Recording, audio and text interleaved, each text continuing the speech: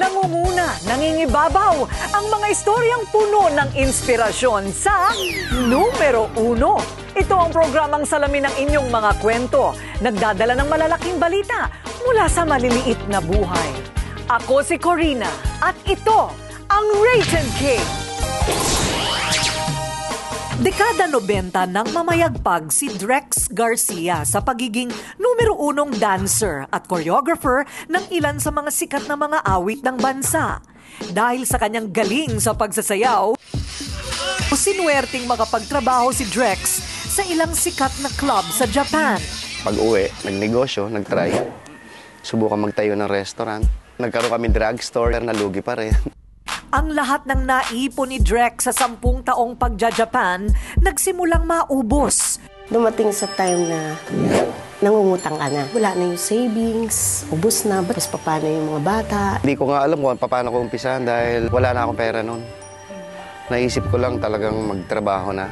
Isang kakilala ang nag-alok sa kanya na pumasok bilang ahente sa isang malaking kumpanya na nagbebenta ng iba't ibang produkto o multi-level marketing. Tawagan mo ako dyan, ha? Hindi ko pinansin si Mr. Herbie Chua. Nabigyan niya ako ng calling card. Tapos wala pang ilang minuto, nagiwalay kami, tinapon ko na rin. Hindi ko alam, siya rin pala yung magbibigay sa akin ng success. Pero dahil sa ganda daw ng oportunidad na bigay ng kumpanya, ilang buwan pa lang siya sa pagbebenta, nakabawi na agad si Drex.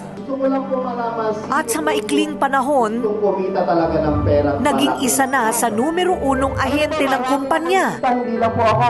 Hinirang din ang ilang beses bilang top earner si Drex, dahilan kung bakit agad siyang nakabili ng mga primera klaseng sasakyan at napaganda ang sariling bahay. Kahit naman sa labas, ganun lahat tatrabahuin mo para maging numero 1. Sa hirap naman nagmula ang 27 anyos na si Warren Trinidad. Sa kanilang lugar sa Davao, kilala siyang patambay-tambay lang kasama ang mga kaibigan. At dahil sa hirap, napilitang tumigil sa pag-aaral. Parang wala ng pag-asa. Yun yung inaano ko sa utak ko. Pag walang pera, minsan hindi napapansin. Nag-pray talaga ako kay Lord. Sabi ko, Lord, bigyan mo na ako ng opportunity na makatulong sa magulang ko. Gusto ko rin patunayan sa kanila na meron din akong silbi.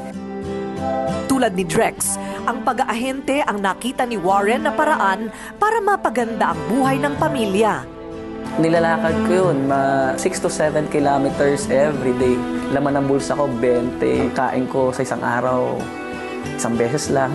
Pero malakas ang kagustuhan ni Warren na maging numero 1 sa pinili niyang trabaho. Naabot ni Warren ang 1 milyong benta sa kumpanya at bilang numero 1, narating niya ang ibang bansa na dati pinapangarap lang. Yung pangarap na pinahawakan ko talagang hinawakan ko na walang ibang magsasabi dyan na hindi ko kaya yan, kundi ako lang din.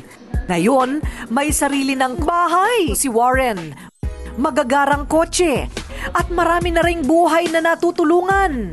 Para kina Warren at Drex, walang imposible kung gugustuhin talagang umasenso. At nang mabigyan sila ng pagkakataong maging numero 1 sa buhay, hindi nila talaga ito pinalampas.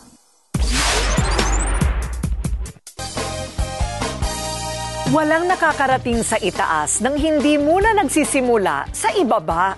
Kung patuloy nating pagsusumikapang abutin ang ating sariling bituin, patuloy din tayong aakyat at mararating ang ating sariling bersyon, gaano man kasimple, ng pagiging numero 1. Ako po ang inyong kaibigan, kabalitan at kakampi Corina Sanchez. Hanggang sa susunod na edisyon ng numero 1 at paborito ninyong kakwentuhan tuwing linggo ng gabi. Ito ang Rated K.